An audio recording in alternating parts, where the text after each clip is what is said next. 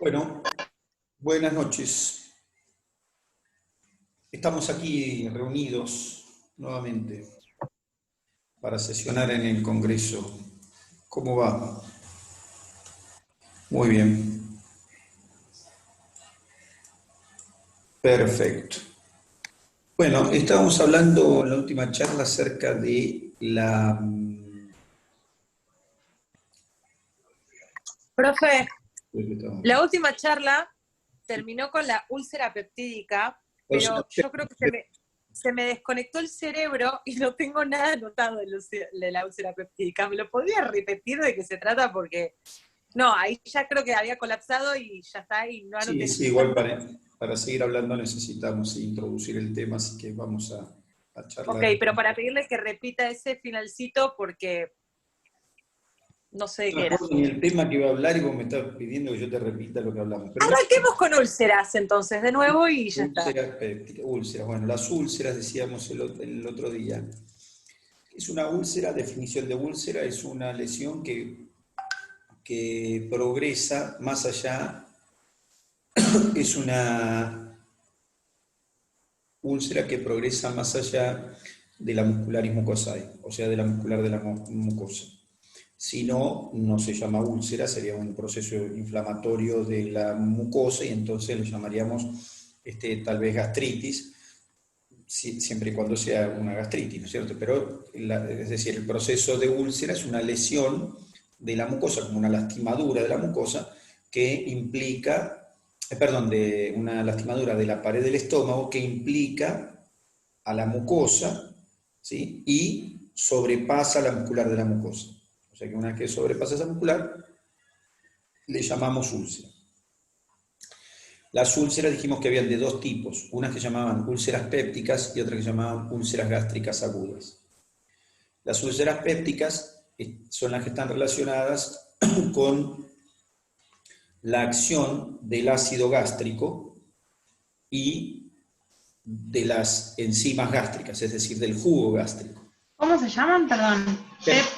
Pépticas, claro, pépticas. Como de Pepsi Cola, pero nada más que estas son pépticas. Pepticola sería. Pépticas. Pépticas. Entonces, las úlceras pépticas son aquellas que se producen por acción del jugo gástrico. Habíamos aclarado que no necesariamente el hecho de que fuera el jugo gástrico, o sea, el ácido gástrico y las enzimas, fueran los factores que producían o intervenían en la lesión, más allá de que estos factores intervenían en producir la lesión, no necesariamente tenía que haber aumento de ellos para que se produzca la lesión. Eso, ahora volvemos sobre eso en un ratito. Entonces, úlceras pépticas relacionadas con esto, ¿de acuerdo? Con la acción del jugo gástrico. Después decíamos que las úlceras pépticas se tratan en el apartado úlceras del estómago, porque tienen que ver con el estómago, pero no necesariamente se ubican en el estómago propiamente. Pueden estar, que de hecho están muchas veces, en el duodeno, en la primera porción, o pueden estar en la unión con el esófago, es decir, que el esófago también se ulcere. ¿Está bien? Podía pasar que estuvieran en el borde de una gastro-yeyunostomía, es decir, de una unión entre el estómago y el yeyuno cuando se opera.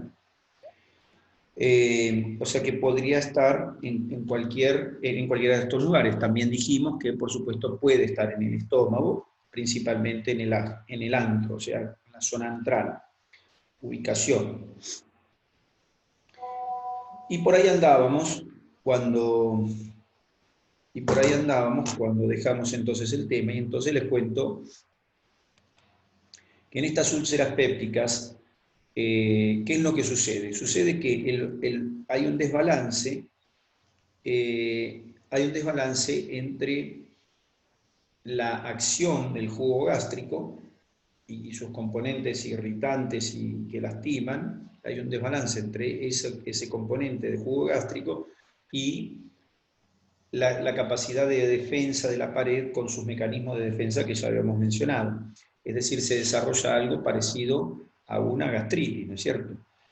Pero desconocemos la causa por la cual se desarrolla esto, porque en primer término no siempre hay aumento de secreción gástrica, ni hay, es decir, no siempre hay un agente agresor más importante, y no siempre hay un predisponente para que los factores de defensa estén actuando mal. Es decir, acá se supone que los factores de defensa no actúan bien. A veces cuando hay hipersecreción gástrica se puede entender que sí, que es el propio jugo gástrico en aumento lo que genera la acción lasciva. Es decir, si cualquiera de nosotros tiene una secreción gástrica muy abundante, estamos propensos a hacer una úlcera gástrica.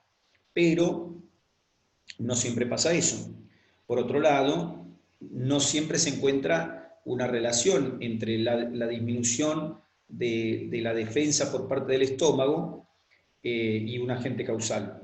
Entonces por ahí uno dice, bueno, si la persona fuma mucho, por supuesto la circulación de ese estómago no va a estar bien, por supuesto que va a haber irritabilidad directa, bueno, pero no fuma. Bueno, entonces si toma aspirina, bueno, no toma tampoco, es decir, no encuentro el factor predisponente, y a pesar de que no encuentro el factor predisponente, la persona no tiene la capacidad de defensa adecuada. Entonces, como no sabemos bien a quién le cabe cada cosa, pero sí sabemos que relacionamos a la úlcera a un desbalance entre el jugo gástrico que está actuando sobre la pared y la pared que no se defiende de la forma adecuada.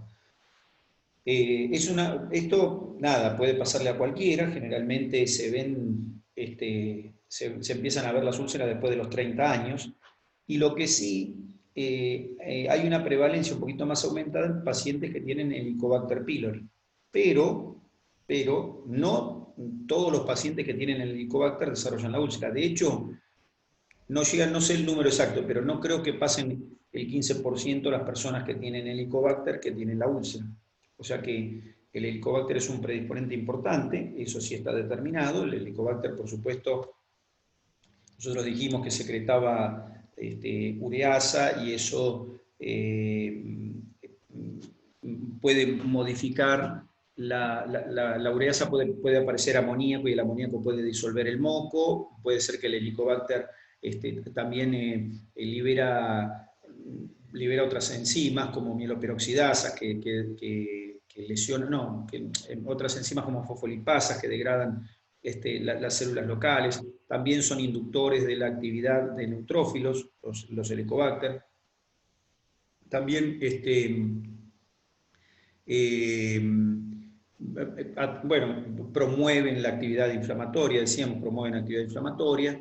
Entonces, la presencia del Helicobacter es un factor predisponente significativo y entendible, pero no todos los pacientes que tienen Helicobacter desarrollan úlceras, y de hecho no todas las úlceras tienen que ver con el Helicobacter. Por lo tanto, si bien es otro elemento bastante asociado a las úlceras pépticas, no necesariamente justifica todas las úlceras pépticas. ¿Está bien? Entonces, si uno tiene que describir la causa o el causal último no lo sabemos. Sí sabemos que es un desbalance, repito, entre la fuerza, la fuerza nociva, del jugo, y la disminución de la defensa. Es decir, menor defensa, y entonces aparece esta lesión que es la úlcera. Igualmente, tomamos como factores predisponentes, por supuesto, también, entonces decimos como factores predisponentes son el Helicobacter, los antiinflamatorios, el alcohol, el tabaco, la irrigación mala del estómago, la mala irrigación del estómago, es decir, la isquemia o la sensibilidad a isquemia, el aumento de la acidez gástrica por aumento de la secreción gástrica. Es decir, tenemos una serie de circunstancias que son predisponentes, ¿no es cierto?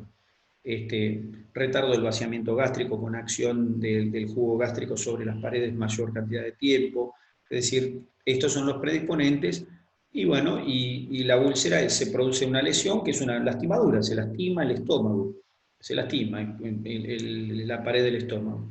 Las úlceras son lesiones bien características en sacabocado. ¿Saben lo que es un sacabocado? ¿Saben lo que es un sacabocado? ¿Usted, talabartera, no sabe lo que es un sacabocado? ¿Un sacabocado? ¿Nunca vieron un sacabocado? No, o sea, sí, para cocinar. No, De la cocina. No, es para sacar cinturón. Para Es hacer el hacer agujerito a la agujerito hoja. del cinturón. ¿con qué se hacen los agujeros de los cinturones? Con el Con sacabocado. un Con el sacabocado. No, con el sacabocado, que Por tiene eso. como varios. Exacto. Un clavito Y- caliente. Claro, el sacabocado. Y usted tenía que saberlo de memoria, el Keniski, ¿cómo no? Claro, sí. Talabartera te dijo. Pues yo vendo mochila. Bueno, pero son del rubro, son del rubro. Marroquinería. Marroquinería, y bueno, por eso la marroquinería. Ya, me ¿Con qué gustaría trabaja como la el cinturón. marroquinería? Con el cuero. Y Estaría- bueno, sí. el Pero sacabocado. no trabajamos cuero nosotros, pero bueno. Bueno, pero está bien, es del rubro, digamos, no es que. Está bien, está bien. Talabartera te dijo. ¿De qué? Talabartera le dije. El talabartero trabaja con el cuero también. Por eso, profe. talabartero trabaja con el cuero. El marroquinero en realidad trabaja con el cuero, pero es un trabajo más fino. Pero Profesor, a las 9 de la Y noche. nosotros somos más finos, Concentración es claro. nula. es el mismo Ayude. rubro. Bueno, conclusión entonces, nada, las lesiones son como el sacabocado, es decir, son como si fueran justamente que hubiéramos hecho un agujero de cinturón incompleto. No pasa de lado a lado. ¿Puede pasar de lado a lado? Sí, esa es una complicación. Ahora les cuento la complicación, que puede ser que pase de lado a lado. Pero es como si hubiera sido un sacabocado que sacó la parte superficial, o sea, que quedaba un agujero como si fuera un hoyo de golf, como un hoyo para el juego de golf, que supongo que saben lo que es el juego de golf. Bueno.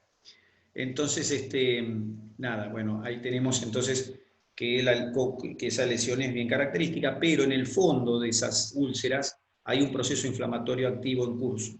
Es decir, que no es una lesión cualquiera, es una lesión con un fondo activo en curso, que nada, si uno lo mira está bien colorado, es como una lastimadura, como si hubieran hecho una lastimadura y está activo.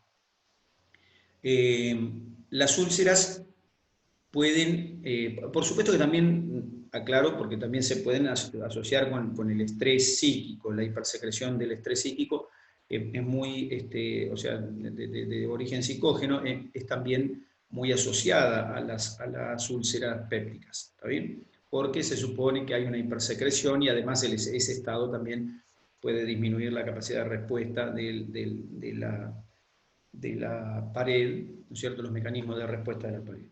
Bueno, cuestión que, decía, las úlceras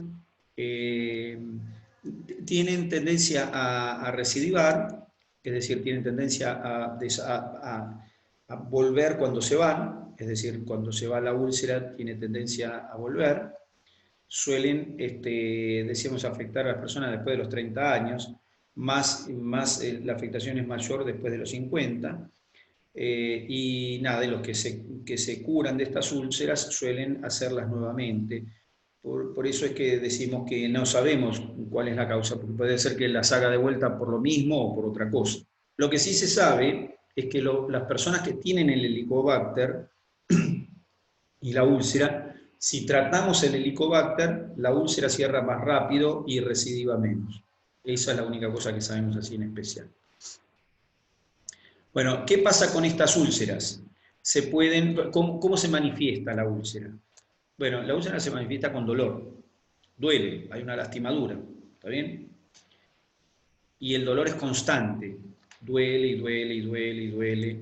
¿Sí? Se siente ese ardor en el estómago, ¿está bien? Y es un dolor permanente, sordo. Es un dolor sordo, es un dolor permanente, es ese dolor que duele y está ahí, duele y duele y duele. Ese es un dolor sordo, se le llama eso. Bueno, ¿Todo el día duele o en algún momento para?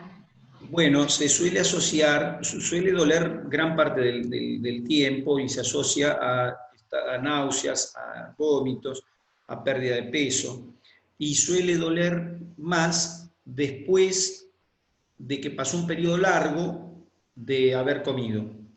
O sea que pasó un tiempo largo desde que comimos, por eso a las noches duele más. Es decir, comimos y se extiende el periodo de ayuno y duele de vuelta. Y puede mejorar después de las comidas. ¿Está bien? A veces ¿Pero por sí. qué? Si cuando comes se secreta ácido clorhídrico. Sí, pero puede ser, en la causa justa no sé, pero el tema es que vos secretás ácido clorhídrico, pero ahí inicialmente se va neutralizando con lo que comés, pero después la actividad permanente del Ah, ácido claro. clorhídrico pareciera que fuera el asunto, lo que hace Está que bien, claro, vos sí. echás cosas adentro, porque de hecho calma un poco con sustancias alcalinas, ¿está bien? Y bueno, con los alimentos y con sustancias alcalinas calma un poco.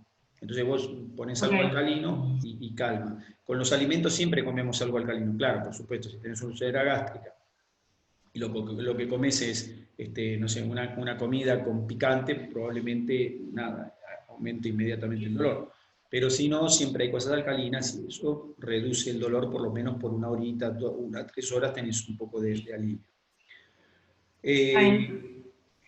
Sí, se suele asociar también a la presencia de anemias crónicas, ¿está bien? Lo mismo que la gastritis crónica, anemias crónicas relacionadas con las úlceras y pueden dar también pequeños sangrados que producen melena, ¿está bien?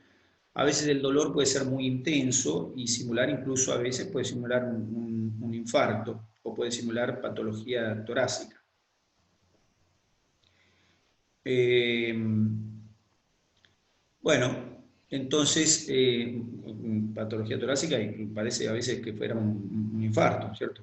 Puede producir el dolor, porque de hecho hay infartos cuya sintomatología consiste en dolor en epigastrio, así que encima eso, así que bueno, puede ser un dolor significativo. Eh, si no se tratan, curan igual solas, con el tiempo se curan. ¿Está bien? Si uno no las trata, igual se curan, pero, repito, tienen la posibilidad de recidivar permanentemente. ¿Qué puede pasar como complicación de estas úlceras? Bueno, es muy simple de pensarlo porque es muy parecido a las gastritis. Las úlceras pueden sangrar, es decir, puede haber hemorragias. ¿Está bien? Las hemorragias incluso pueden producir la muerte, como en el caso de una gastritis puede producir la muerte las hemorragias producidas por estas úlceras.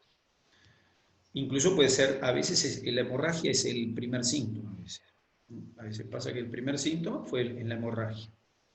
Se pueden perforar, ¿está bien? Es decir, la lesión puede pasar de lado a lado, es decir, pasa la muscular de la mucosa, la muscular y la adventicia y se perforó. Eso por supuesto que es de tratamiento quirúrgico inmediato. También el proceso inflamatorio puede ser tan importante, el proceso inflamatorio local alrededor de la úlcera, que se puede obstruir. La úlcera puede ser antral, en el antro, en la porción cercana al píloro, y la úlcera puede ser presentar un proceso inflamatorio tan importante, incluso en las duodenales, que se puede obstruir la luz. O sea que puede producir obstrucción por edema. O a veces puede producir la obstrucción la reiteración de las úlceras que generan un tejido cicatrizal. Entonces las cicatrices de la úlcera también pueden ser causantes de obstrucción. Y la otra cosa que suele haber es dolor rebelde al tratamiento. O sea, se terminó la úlcera, el endoscopista dice, ya se fue la úlcera. Sí, pero sigue doliendo igual que si la tuviera.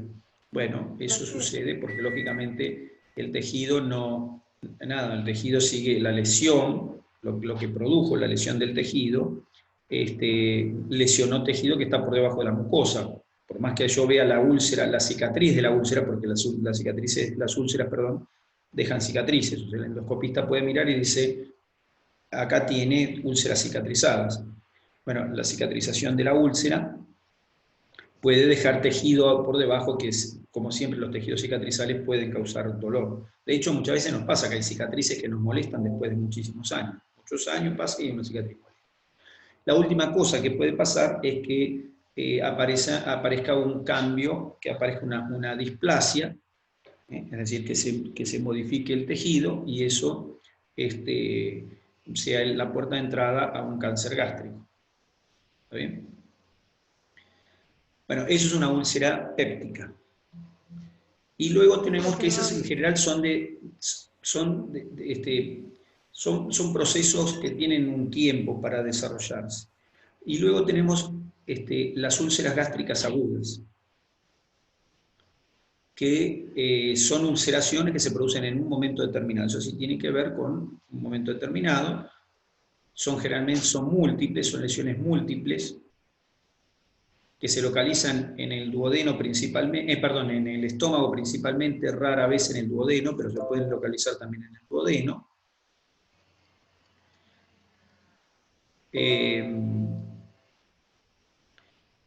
Pueden Pero ser, dijo en el estómago y raramente en el duodeno. claro, las otras son muy comunes en el duodeno, estas son propias del estómago y son menos comunes en el duodeno. Pueden ir las úlceras agudas, pueden ir desde erosiones que apenas pasan la muscular de la mucosa hasta úlceras bien definidas. Las úlceras agudas pueden transformarse en úlceras pépticas. ¿Está bien? O sea, pueden cronificarse. Son muy comunes las úlceras agudas en estados de shock, en quemaduras extensas. Pero, profe, está yendo a una velocidad, no llega a escribir nada. Yo estoy muy lenta igual, pero está yendo muy rápido. Bueno. Me quedé tipo el muscular de la mucosa. Coincido. Muy rápido. Bueno, perfecto. Gracias. Bajo un cambio. Vamos a ir vamos en quinta entonces. Decía entonces que eso depende del día. Como verán, hay días que uno habla más pausado y otros que hablan más rápido. Decía que... No, obvio, yo te entiendo, pero imagínate que para nosotros de nuevo toca anotar todo, como que hay veces que llego y hoy no. Bueno, entonces decía que estas úlceras pueden ser superficiales, es decir, implicar solo la muscularis mucosae, o pueden hacerse profundas. También decía que estas úlceras pueden transformarse en úlceras pépticas. ¿Por qué? Porque al producirse una úlcera superficial, ya los mecanismos de defensa indudablemente están abolidos, o están muy disminuidos, es decir, la mucosa ya está expuesta. Esa exposición de la mucosa justamente la pone en disminución de capacidad para defenderse del jugo gástrico, con su ácido clorhídrico, con sus enzimas, con sus irritantes, y entonces, nada, al exponerse esa mucosa, es más fácil, o existe la posibilidad de que se cronifique ese proceso y se transforme esto en una úlcera péptica. Es decir, una úlcera por acción de los jugos del estómago. Después decía que estas úlceras son muy comunes en procesos agudos, por eso decía estas son agudas y son comunes, tan comunes que hay que proteger el estómago de los pacientes que tienen estos procesos que les voy a contar. Es decir, paciente que tiene estos procesos que vamos a contar, hay que cubrirlos inmediatamente, no cubrirlos, ponerles una sábana encima, sino cubrirlos, suministrarles. Les suministramos agentes que disminuyen la secreción gástrica y, si podemos, protectores de la mucosa gástrica también. ¿El Floratil? ¿Cómo? ¿Floratil? No, el Floratil lo que es un Saccharomyces. El Floratil lo que hace es mejorar la flora, pero del intestino. Claro, ok. Y esto, el omeprazol, ahora sí. El omeprazol como inhibidores. Claro, los prazoles como inhibidores de la secreción gástrica, y después se puede dar una sustancia que forma una película en el estómago que se llama sucralfato. El sucralfato es como tiene el aspecto cuando uno lo toma como si fuera el Milanta, es decir, es como una cosa, como una lechosidad. Lechosidad no es la palabra, es como un yeso.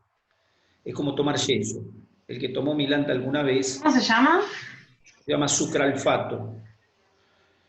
Pero lo que decía entonces, el sucralfato formó una película en el estómago, pero lo que decía es que, bueno, entonces protegemos con el sucralfato y con los inhibidores de bombas de protones principalmente a los pacientes que tienen circunstancias como shock.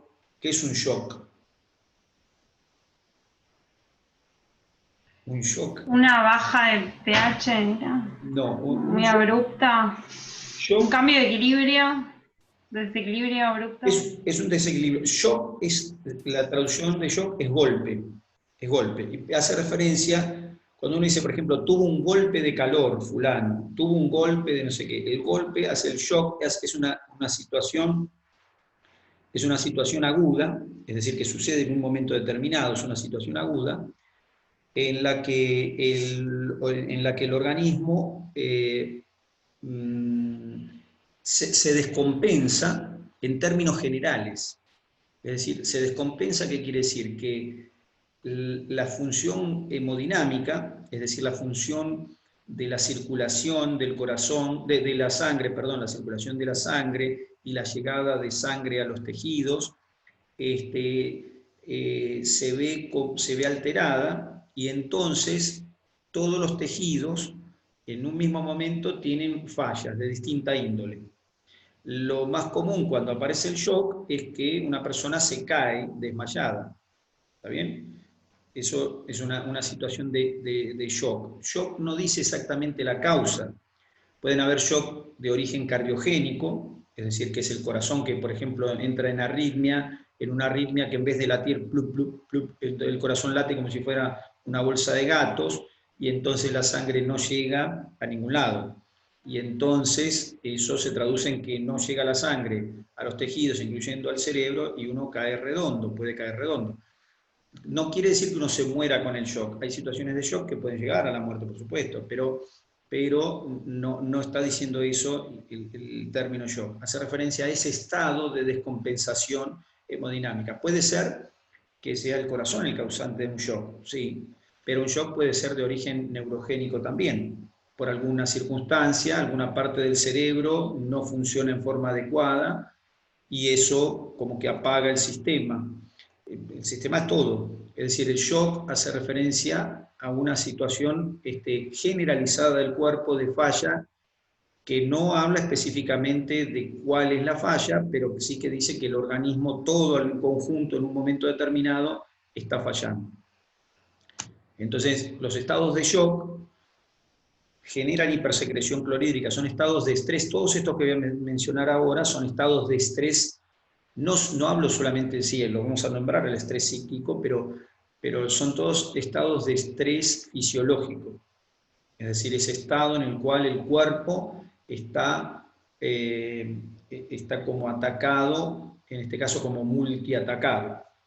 Entonces, los estados de shock, las quemaduras extensas, van a ver que si uno las piensa, estas cosas, lo que tienen en común es que justamente es como, no es una cosa en particular, sino que es la confluencia de estímulos por algo que sobrepasa, digamos, al organismo. Entonces, quemaduras extensas, no que me quemé el dedo con la plancha o me quemé con un poquito de aceite en la mano. Estamos hablando de quemaduras extensas. ¿Está bien? Quemarse, no sé, un cuarto de la piel, un cuarto de la piel en general, o quemarse zonas extensas de zonas especiales, como puede ser la cara. ¿Está bien? Es decir, quemaduras extensas incrementan la posibilidad de úlcera gástrica, la úlcera gástrica aguda, absolutamente. Los estados de sepsis. Sepsis es una infección generalizada, es decir, gérmenes que están circulando por nuestra sangre como si fuera la avenida Corrientes. Bien, que están viviendo en nuestro cuerpo y nada, es como si fuera, nada, comen la comida, saltan para un lado, para el otro, van dando vuelta por todo el cuerpo. Sepsis, muy bien. Entonces, son situaciones, cualquier situación que aumente la presión dentro del cráneo, se llama hipertensión endocraniana. La hipertensión endocraniana, que es un cuadro severo, cualquier cosa que cause hipertensión endocraniana. Una meningitis puede causar hipertensión endocraniana. No sé, lo que fuera, cualquier cosa que cause hipertensión endocraniana produce una cirugía, no sé, un traumatismo, puede causar hipertensión endocraniana. Cualquier cosa que cause hipertensión endocraniana, la hipertensión endocraniana la asociamos con la aparición de úlceras gástricas agudas. Los traumatismos severos, traumas severos, o sea, golpes importantes, ¿está bien? Pueden ser causantes de aparición de úlceras gástricas agudas. Algunos fármacos como son los corticoides. Tanto es así que en la enfermedad de Cushing, en la que se fabrican gran cantidad de corticoides, Cushing con SH, la enfermedad de Cushing, en la que se fabrican gran cantidad de corticoides, haciendo la analogía con el tomarlos, existe un gran aumento de posibilidad de desarrollar estas úlceras gástricas agudas. Es decir, todas circunstancias en las cuales el estómago puede tener aumento de secreción clorhídrica y además se puede asociar a una disminución en la capacidad de respuesta del propio estómago para que no se produzcan las úlceras. O sea que bueno, todo esto causantes, todas situaciones graves causantes de úlceras gástricas agudas. El causante específico, de nuevo, no sabemos cómo se desarrollan las úlceras, el desarrollo en sí no lo tenemos bien claro, teniendo en cuenta que las situaciones clínicas que los producen son muy variadas, a pesar de que todas concurren en el hecho de que hay una gravedad inminente que afecta al organismo de forma general. Sacando eso, pero eso no nos dice nada, es decir, sí nos dice, sí, se asocia con todas situaciones que dan una inminencia de estado de gravedad, pero eso no nos justifica para que eso sea, si bien es un asociado, no podemos decir ese es el motivo y ya está. Se supone que tiene que haber un mecanismo fisiopatológico de desarrollo. Ese mecanismo no lo tenemos todavía bien claro, como muchas enfermedades, que no los tenemos todavía bien claros esos mecanismos, y en también no lo tenemos en claro. Sabemos los factores que se asocian, ¿sí?, a la aparición, pero no sabemos cómo es el desarrollo específicamente. Sí sabemos que la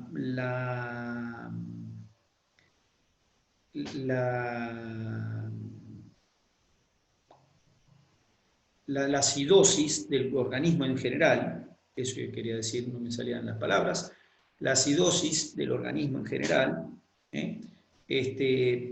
suele acompañar a estos procesos, se la asocia con estos procesos, es decir, que suele haber acidosis. Todas estas circunstancias, o gran parte de estas circunstancias que mencioné, son causantes de acidosis en el organismo. Y no se sabe si eso tiene una influencia específica, pero sí sabemos que acompaña en gran medida estos procesos, así que se le puede dar también una relevancia a la hora de evaluar cuál va a ser la causa, o cómo es, no cuál va a ser la causa, cómo va a ser el desarrollo de la aparición de esta úlcera, desde que haya un agente causal o una situación causal, como puede ser, por ejemplo, una quemadura grave, y la aparición de la úlcera. Entonces, no sé. Pero, por ejemplo, con la acidosis se considera que podría ser un agente causal, la acidosis en sí misma. Por eso, la acidosis es una situación que la asocia con esto, se la asocia, sí, porque estas situaciones tienen muchas en común la aparición de la acidosis. Pero de nuevo, perfecto, lo mismo, no tenemos la relación directa entre la aparición de esa acidosis y el desarrollo de la úlcera. De hecho, no todos los pacientes la desarrollan. Entonces, y muchos que tienen la acidosis tampoco la desarrollan. Entonces, no sabemos bien, no tenemos bien la situación bien determinada. ¿Está bien? Bueno, ¿qué pasa con estos pacientes? Por supuesto, nada. Estos pacientes son de cuidado intensivo. De hecho, muchos pacientes en cuidado intensivo pueden desarrollarlas. ¿Por qué? Porque no es porque están en cuidados intensivos necesariamente, sino que las patologías que les mencioné antes, muchas son para cuidados intensivos. Entonces suelen ser estos lugares, los pacientes que ingresan a cuidados intensivos, los que pueden desarrollar estas úlceras gástricas agudas con mayor frecuencia. Y por eso, o sea, no es, todas las situaciones que les mencioné antes no tienen que ver con la vida cotidiana. Tal vez el consumo elevado de corticoides sería una, bueno, o un flujo excesivo en un pushing de corticoides, un pulso excesivo de corticoides. Pero todo lo demás son situaciones que son situaciones de internación en una terapia intensiva. Entonces son los lugares donde suelen aparecer estas úlceras. De hecho, decíamos, se dan antiácidos como profilaxis, aunque el paciente no tenga nada, pero no tiene ninguna, no importa, se le da como profilaxis medicación antiácida, protectores de la mucosa gástrica, ¿está bien? E incluso a veces se hacen como metodología para evitar las úlceras gástricas, cuando se presupone que pueden aparecer con mayor frecuencia, incluso se pueden hacer transfusiones de sangre para corregir el estado acidótico de la sangre, pero además para que el paciente no entre en esos estados de shock que puede entrar, porque el shock implica que la circulación de los órganos cae abruptamente, y esa caída en el estómago puede representar la puerta para una úlcera. Pero bueno, nada, esas son cosas que se ven en una terapia, pero como estamos hablando de úlceras en general, hablaba de esta que es una úlcera en particular. Bueno, una vez que hemos mencionado esto, entonces, lo que les voy a contar es acerca, un poquito les voy a decir sobre qué hacemos desde el punto de vista de tratamiento con todos estos trastornos, sacando la úlcera gástrica aguda, por ahí, sacando el tema de la úlcera gástrica aguda, en cuyo caso, pasada esa úlcera gástrica aguda, igual voy a tener que dedicarme a proteger su estómago, el estómago del paciente. O sea, en la úlcera gástrica aguda, el tema de la dieta, nada, se ve en la terapia, pero cuando salga de la terapia, si tuvo la úlcera gástrica aguda, voy a tener que tener cuidado con ese paciente, con lo que vaya a comer. En relación a eso, entonces, hay dietas que sirven para proteger un poco el estómago, es decir, dietas que tienen la finalidad de proteger al estómago, y le llamamos dietas gastroprotectoras, ¿no es cierto?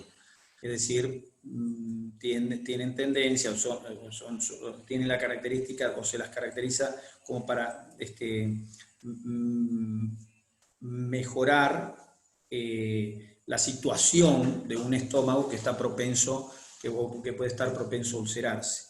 En ese sentido, de las dietas gastroprotectoras tenemos una serie de cosas básicas, generales para cumplir, y después unas cosas puntuales respecto de los alimentos. Entonces, respecto de las recomendaciones generales de estas dietas, serían dietas de pequeños volúmenes, o sea, ¿qué estamos hablando? De dieta gastroprotectora.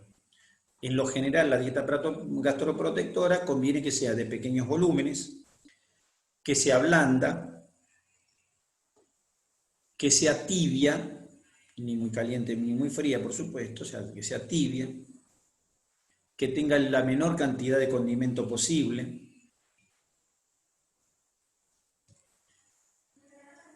que el paciente no se acueste inmediatamente después de comer,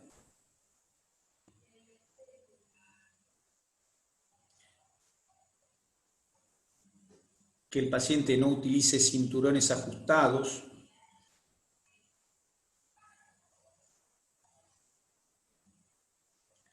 cuando el paciente está en cama, preferentemente que adopte el decúbito lateral izquierdo. Yo esto lo había escuchado en algún momento, que es para que quede como con la bolsita el... Que esté de cúbito lateral izquierdo, cae para el estómago para la izquierda, entonces... O sea, queda como el juguito en la cavidad de la bolsita y no como para el jugo. El decúbito cae para que la bolsita quede en la bolsita. Entonces, espere que busco dónde escribir. No sé dónde escribir, porque justo no traje los papelitos donde escribir. Bueno, acá tengo un recetario.